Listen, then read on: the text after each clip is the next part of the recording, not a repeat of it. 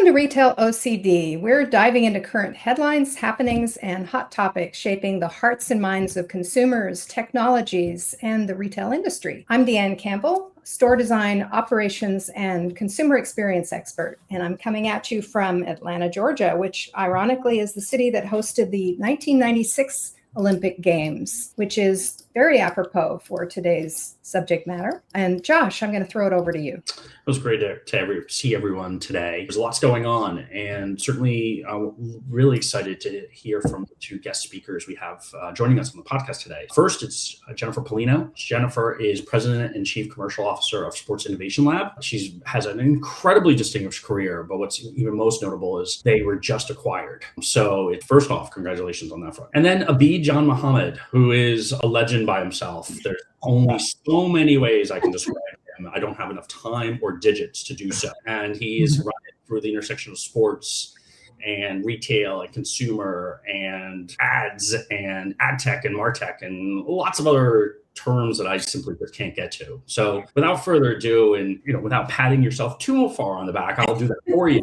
I want to turn it over to Abid and Jennifer to give a chance to introduce themselves. I'll start off. Thanks, Josh. And Deanna, thank you. First of all, it's great to be here, and it's nice to be in such esteemed company to have this conversation that we're going to talk about, and something I think we all feel very passionately about. And that's really my background, is thinking about how we bring media, data, commercial strategy together. And I think about that experience I've had building growth platforms really focused on that intersection of analytics and technology and advertising. And what I really love about what we're not only going to talk to here today, but the background that really helps shape how I think about these things is thinking about how do you take advanced data and data products and what I call audience intelligence to help improve the business for brands, media companies, and sports organizations,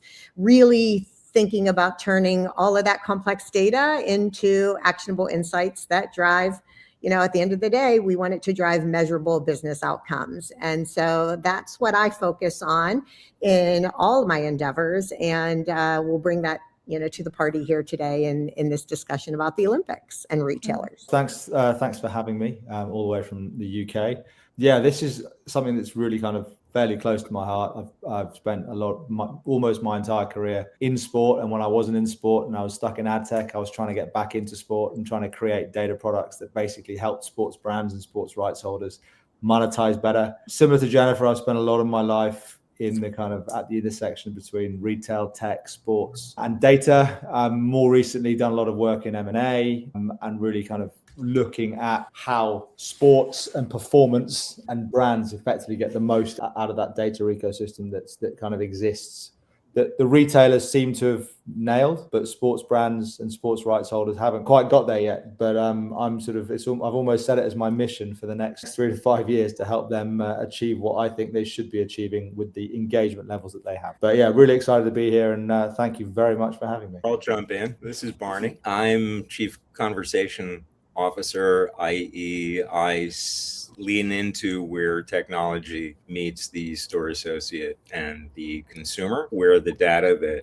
Abid and Jennifer are working with get translated down into the store level consumer experience interaction, which ultimately is going to drive revenue and loyalty. And so that's where I like to play. I'm not an Olympic athlete, though I might be one in my dreams. I love the event every 4 years, well, every 2 years. And congratulations to everyone who participates and all of us who are participating in this conversation today about making retail better. Well, I'm going to kick it off with an easy question. No, nothing too hard, no heavy lifting. Does anybody think that Olympic sponsorship is worth it for brands? Do they get any real ROI out of it? I mean, people aren't really watching live TV like they used to. Now everything is streamed, everything is taped. I know we tape it and we fast forward through commercials.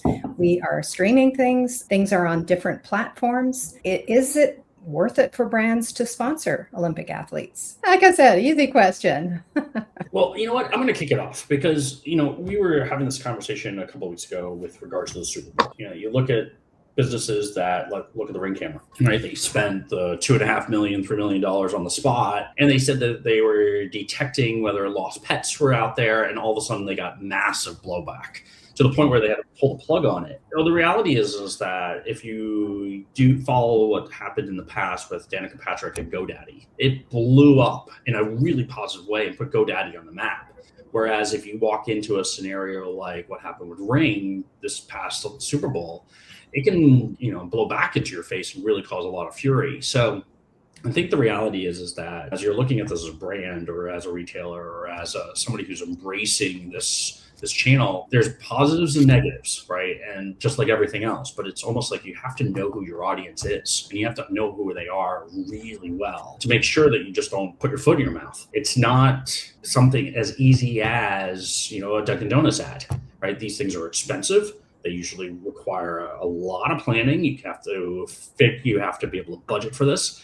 And it could completely derail you too. Ring is a multi-billion-dollar company. It's owned by Amazon. I think they're doing okay. But I think the challenge is that if you work through these types of situations, for every GoDaddy, Danica Patrick success story, there's other scenarios, and I think there are more of them, where there are people who have just flopped. Or worse, no results at all. Nobody remembers it. Nobody engages. I think the Olympics is a little bit different animal in a sense because it's worldwide. You have a lot of different audiences. You have a lot of different groups participating, and you have different sports. So it's not like it's just ice skating and that's it, right? It's not just like bobsled and that it could happen. It can last 2 weeks. So you get economies of scale, but also the ramifications are that you could wind up where you struggle with trying to get the eyeballs that you want or the message that you're intending to get into the hands of the people your intended audiences are actually getting there. I would be curious what Jennifer or Abid feels about this. Yeah, to your point, Josh, temple events, regardless if it's the Olympics or Super Bowl or, an F1 event, whatever it might be, these tentpole events, right, require, when you're in marketing, it requires not only knowledge about the fandom, but also too how you want to think about storytelling, that context, and within that context, and how do you want to show up? And you can show up and be a sponsor of those events, but you can also show up as a brand and do what I would call like more of the fringe content, where if you understand who those consumers are through data and how they play to that, you can think about how to connect with those consumers. Absolutely. I mean, there is, Deanna, you had said it is more of a fragmented market, right? Because the way viewership is happening. But these events, something like the Olympics, I think is actually undervalued a little bit more than some of the other events like a Super Bowl because of the ability of the global audience, the breadth of diversity of like a team sport versus an individual sport, the storytelling that can go against each of the individual athletes, and then how that can be turned into creator content and be used against all of the different mediums that you're trying to capture consumers with now, from a range, right? From my son, who's 13 years old and who's a hockey player, who can't wait to watch the women's and the men's hockey because of the value associated with that he doesn't get to see all of the time. To myself, where I love, because I just think it's interesting, I love seeing the ski jumping, and also to looking at these events that are more emerging sports, like curling and the drama that that entailed this year, right?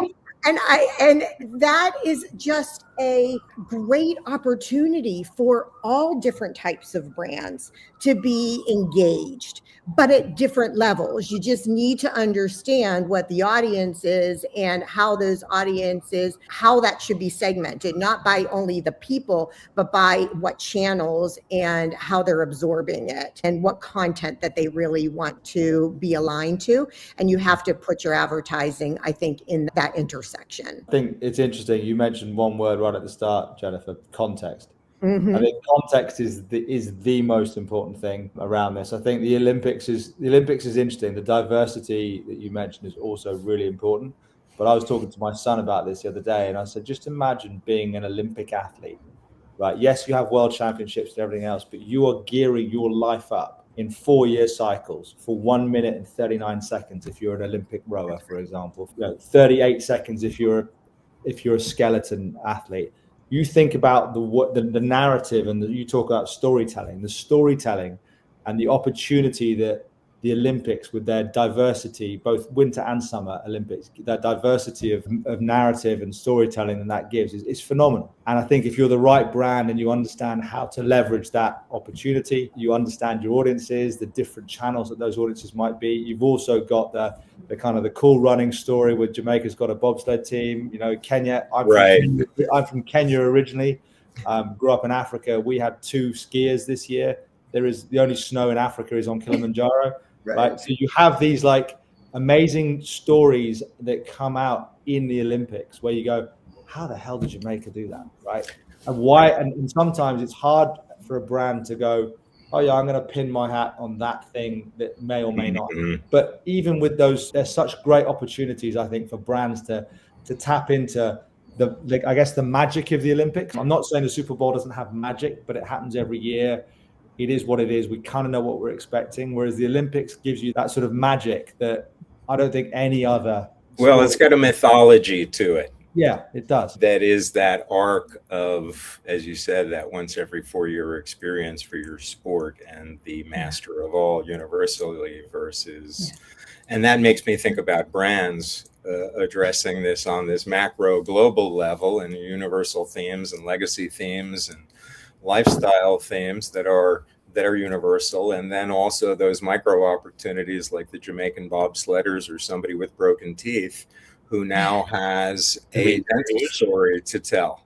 Do you know the funny part of the broken teeth, that people are trying to track down the teeth? Oh, no.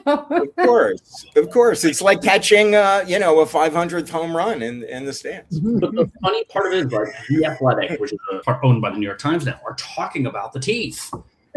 And all these people who are sponsored the game are like, wow, we gotta like hunt down the teeth. And there's your viral moment, right? It's gross. You're talking about some guy's teeth. They had a whole conversation. I think Stephen A. Smith was talking about it, which is, certainly it's notable when he's speaking about it. And he's just sort of like, yeah, what happened?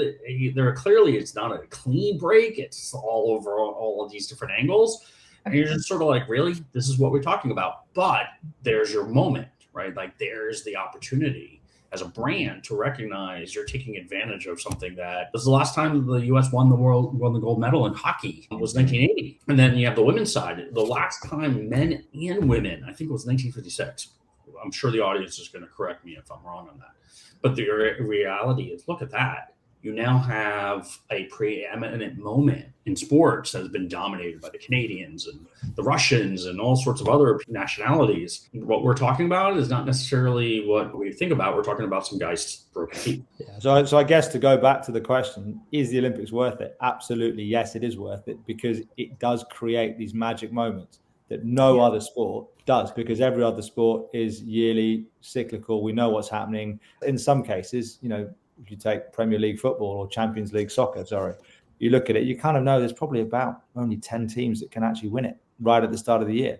So you don't have those amazing stories. Whereas I think from an international perspective, you think through your Olympic planning in the same way. If you're a brand, you think in a 4-year cycle or something like that, you can actually start to build some really nice narrative and stories around these people, because there are people training in far-flung places that actually have absolutely no right in normal working terms to be able to go and sit on a bobsled, basically, because there is not a single jot of snow anywhere near their country, and it's 100 degrees in their country the whole time. But that's an amazing story. And I think also the different channels that you've got now with social and all of that, I think, compared to 30 years ago, you've now got the ability to tell that story over time. And in different places in the way in which you never had before, on a cut and paste micro, put it where you need to whom you want to. And to answer the question too, is it worth it?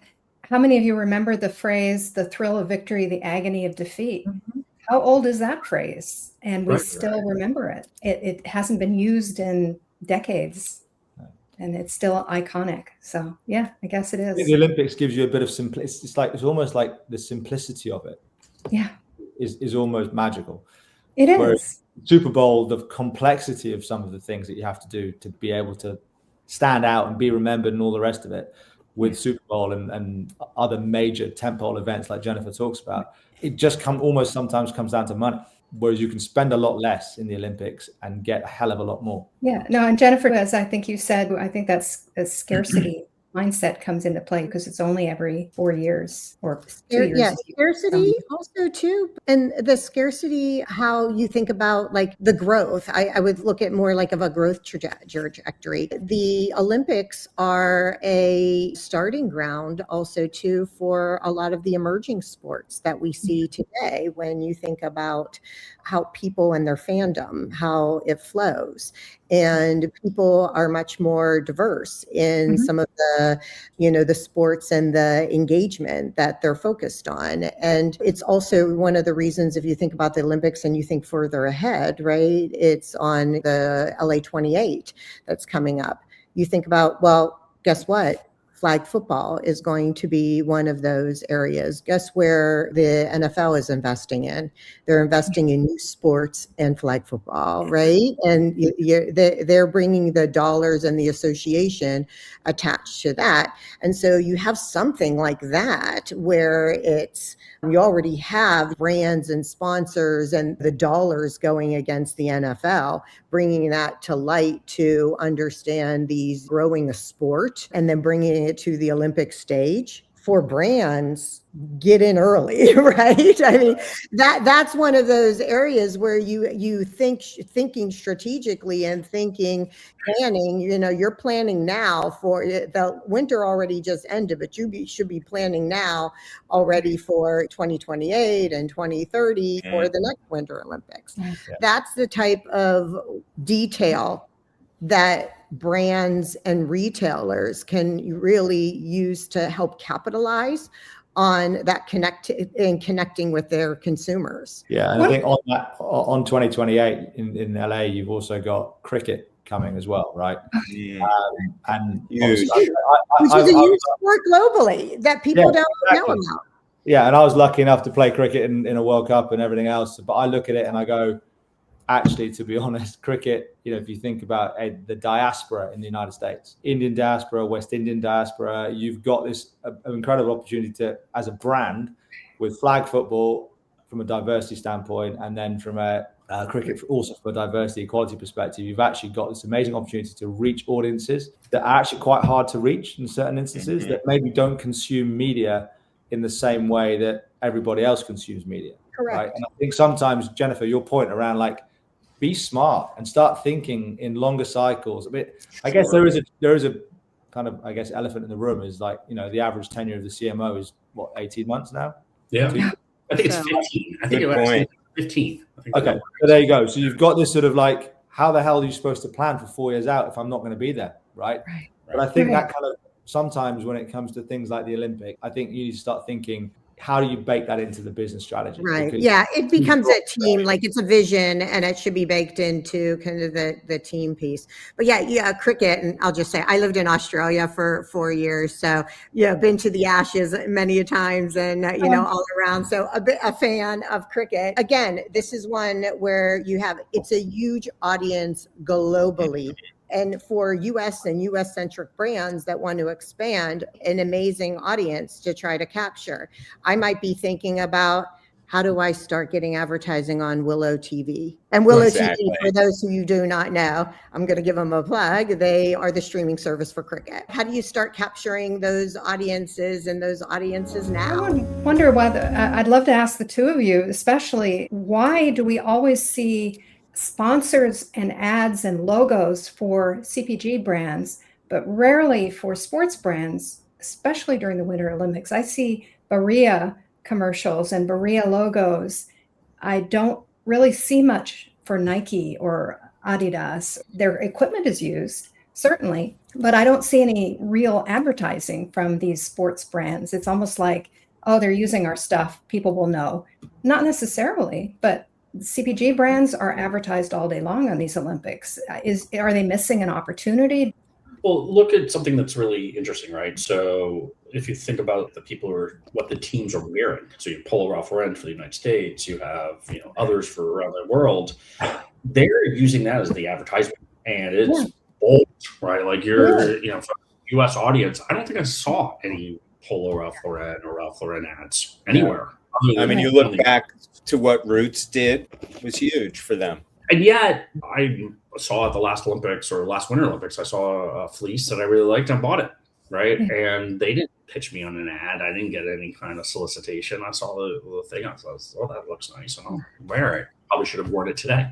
But that sort of represents the opportunity where you don't necessarily need to pay for a series of commercial advertising. You can do things that are sort of, from a passive standpoint or almost a guerrilla way. I mean, I remember what Beats did in the 2016 Olympics, where they couldn't compete with Bose, who was an official sponsor, like the headphone sponsor, the audio sponsor of the Olympics, where they did a pop-up and they basically won the Olympics, right? Because if you're an Olympic athlete, you got to go to the little pop-up store, you got a free pair of headphones, you got to hang out in the lounge, you got to hang out with everybody. And you see Michael Phelps walking in with Beats headphones. You see LeBron James walking in with Beats headphones. Like, it was a win, like a massive win for Beats that, frankly, they couldn't advertise their way through that one. My feeling is that you don't necessarily need to go at it through the front door. You can go through the back or the side. And there's plenty of examples of that where people have been quite successful. Yeah, you've got to be careful with the Olympics, though, because of Rule 40 and Rule 50 around branding and kit, right? Because you've got blackout periods and you've got all of those issues that sports brands are not allowed to do certain things. That's part of the problem. That's probably why you see more CPG, less sports branding, because Rule 40 and Rule 50 are really quite tight to stop the kind of guerrilla marketing piece. And that's something that you just got to think through. As a sports, there are so many channels now that you can be smart around other things that you can do. But yeah, that's one of the big restrictions that the Olympics have obviously implemented years ago. Right. Yeah, the Olympics are tough. I mean, I remember it was 96 Olympic Games, and I remember that I was doing an internship for a PR firm. It was like, ironically, when I did that internship, I came up with the Olympic Burger, and it was Whomper Longacre, the burger company, or at least at the time. I don't know if they still exist.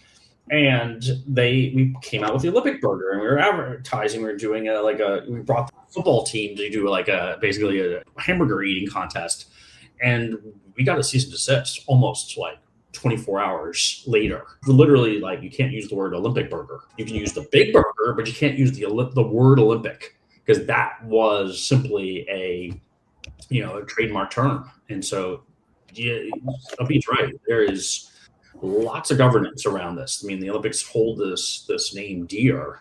While it's still about sport, at the end of the day, it's also about money and being able to support the sport. And so people take it seriously. That's just something that makes it harder.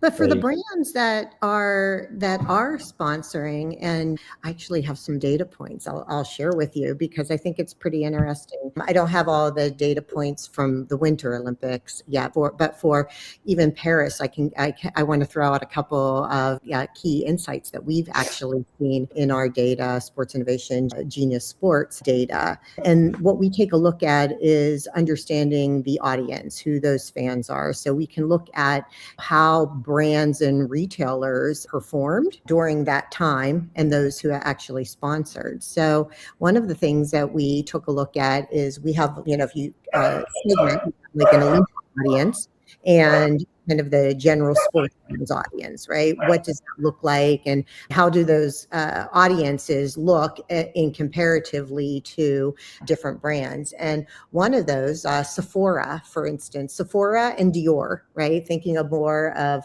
the luxury and cosmetics, Sephora is a cosmetics retailer. We took a look at that to say, did those brands, by supporting and sponsoring the Olympics in Paris, did they actually stimulate any higher spending among current engaged shoppers? And was there any better penetration for those customers.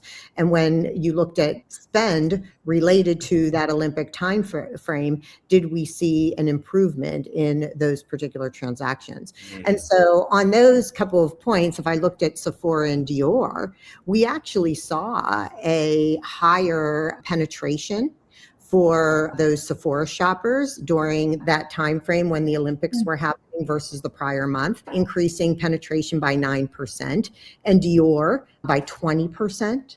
And then actually we saw spend transactions, if you will, during that Paris Olympic window, see acceleration in Sephora transactions during that time frame by 10% and Dior by 23%. Wow. So we saw these numbers really were focused on those individuals who are not only fans, right, like Olympic fans, but it really got to the fact that how those fans, they're seeing and engaging with that brand, where it's not only on advertisements, but on different types of sponsorships within and around different events, how that does can boost the value of your entire brand, but also to that short-term window of how it's boosting your overall sales, which is at the end of the day what you want to do to get that return on your investment. Well, do you think that fashion is starting to co-opt the Olympics over some of these technical sports brands? Like I see pure play brands like Nike and Adidas. I never know how to pronounce that. Adidas. You pronounce it. It is pronounced Adidas. Yes. But I get looked at funny when I pronounce it that way here in the States. But now we have Patagonia, we have Arc'teryx, and we have brands like Montclair, Balenciaga. They're doing partnerships with Adidas, Prada, Luna Rossa. Dior is doing a ski capsule, Fendi and Fila. And they're actually doing better in sales than some of these pure play technical brands. And so it's all becoming very muddy. And I'm wondering if during the Olympics, fashion brands are co-opting some of the sales from some of the pure play brands like Nike and Adidas. I don't know if you have any thoughts on that. Well, so here's a big question I am going to ask, right? So do all of you remember the controversy in 1992 where Nike was the official sponsor of like Michael Jordan and Larry Bird and others, and it was either Reebok or Adidas. I'm going to get yelled at by someone over that one. Was like the team sponsor. And so what they did was like Michael Jordan wore a patriotic flag, but he did it to cover the logo. So he didn't violate his agreement with Nike. And so that's how they were able to get around it. I'm wondering, when you say like Patagonia is getting involved, Balenciaga is getting involved, there's so many like different angles of this. I mean, if you look at ESPYs every year, people are wearing all these things on the red carpet. If you look at the photo shoot of Lindsey Vonn before the event, before she was at the Olympics, they showed her in for a 41-year-old. You're like, wow, this is amazing. Obviously there's a sexual appeal on it, especially around women and men's athletes. There's the brand appeal that comes along with it. And obviously then you have the ones who are trying to either build a brand or maintain their relationships with their brands. And I think that's also goes to, if you looked at people who were skiing, I was watching downhill, and one thing I noticed was all Oakley sunglasses. All the visors were Oakley. I didn't see Oakley advertising. Mm-hmm. Right. So this is, I think, is an interesting dichotomy. You get brands who are on the upswing, Patagonia, who's been around for forever, but seriously, like, trying to reach that audience. And then you get the people who are passively advertising or simply just sponsoring. Right. And then the question I ask is, okay, really, who's winning? Or who's the one really like how are you playing this out? And I guess the other big question, and I would ask this to Abid and Jennifer too, right?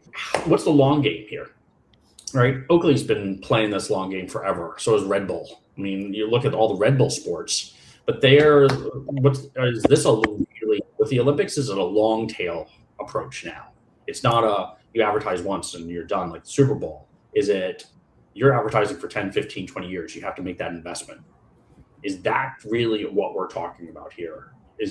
Or is it simply, can you have a one-time or, advertise basically for a 2-year window? But is there only a cycle advertising plan here, or is it a long tail plan?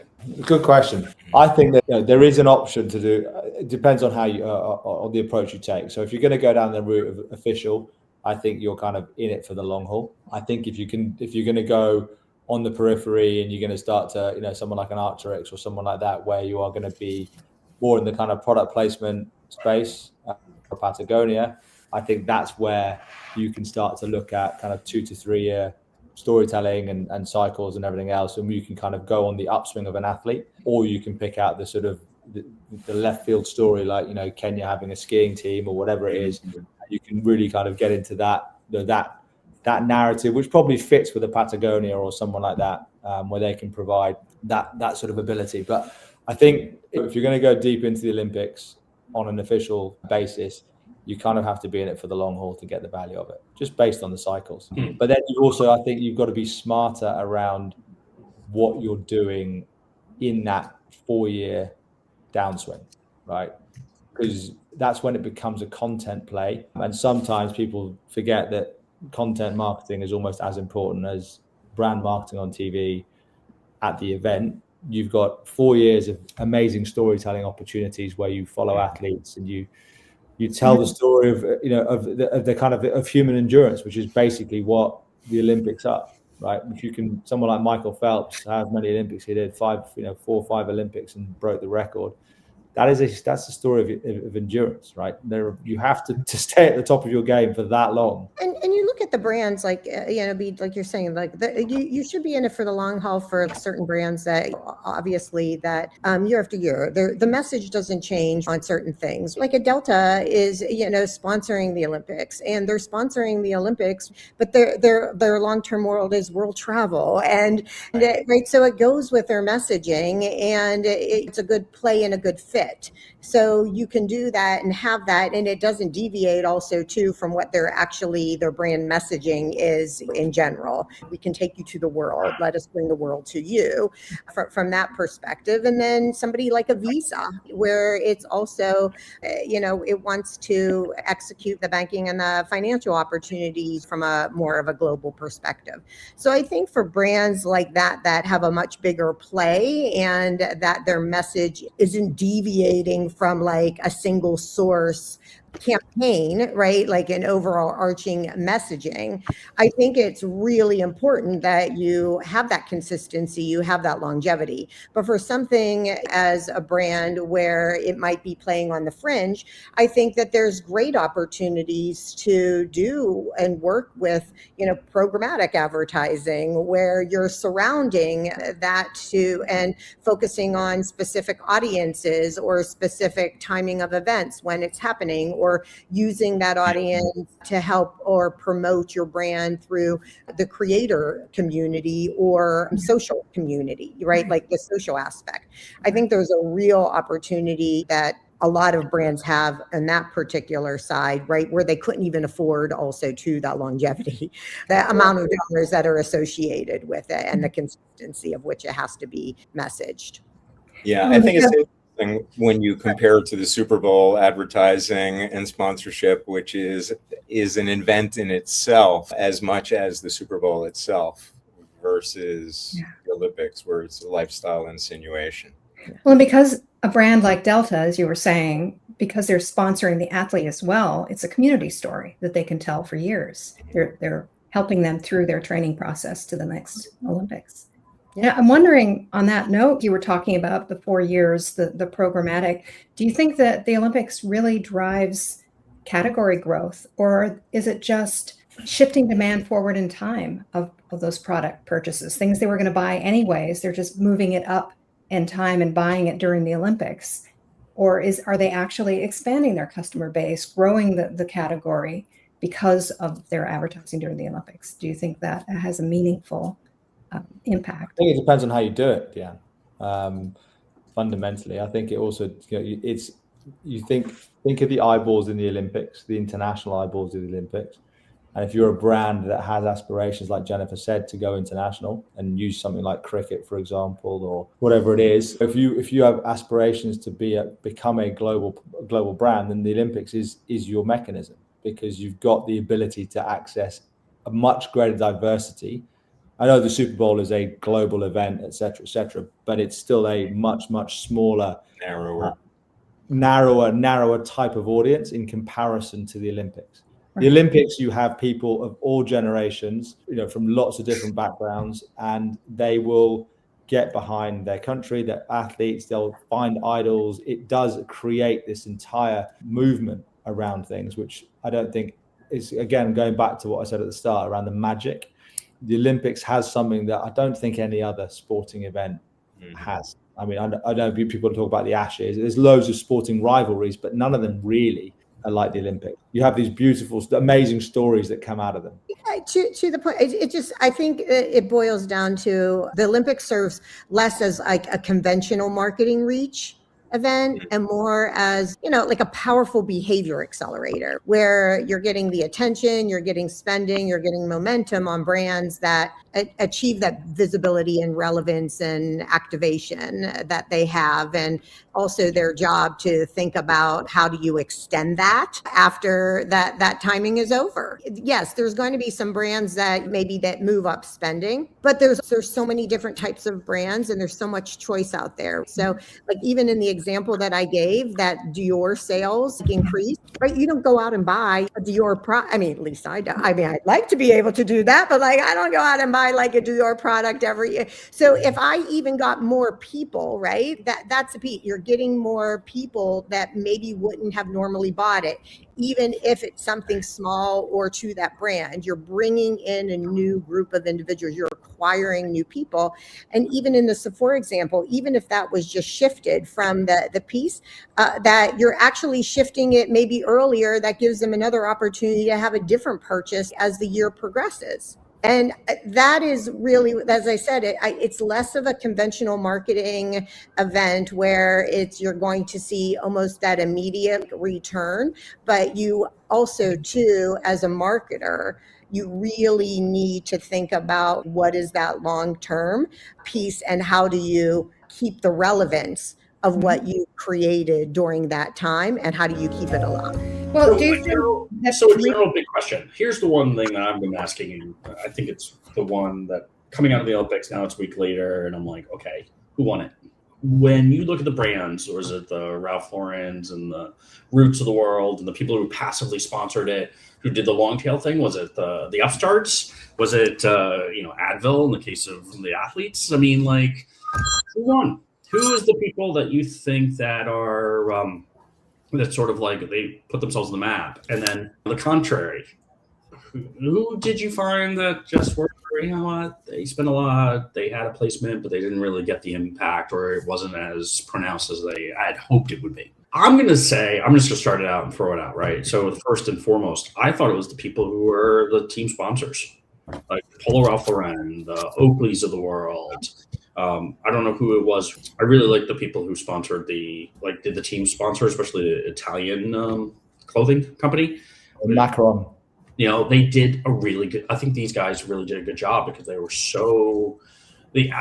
what people were wearing, the uniforms, they were really distinctive. They really were memorable. So much though that I probably would go out and buy it, to be honest. Probably I wouldn't do before, or at least not really strongly consider doing it as I would have, today as I would. So for me, that's where I saw it. I wear Oakley sunglasses. I think they're really nice and I enjoy them. But the reality is that I never really even thought about them for visors and for other things.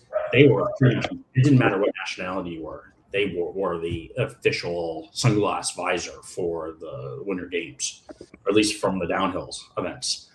I would say that in my mind, that's who won from a presentation standpoint.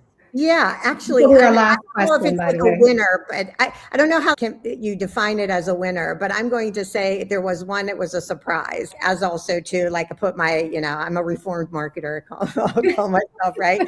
Next CPG, blue chip marketer. I was sitting watching and also a huge fan of women's sports and promoting women's sports, but I was watching the women's hockey, and at one point, the team, right, because, it's very intense. You're on for 45 seconds, a minute, and you come back off. One of the players took a Go-Go squeeze. They're the pouch, like applesauce. The applesauce. Right? Love Applesauce.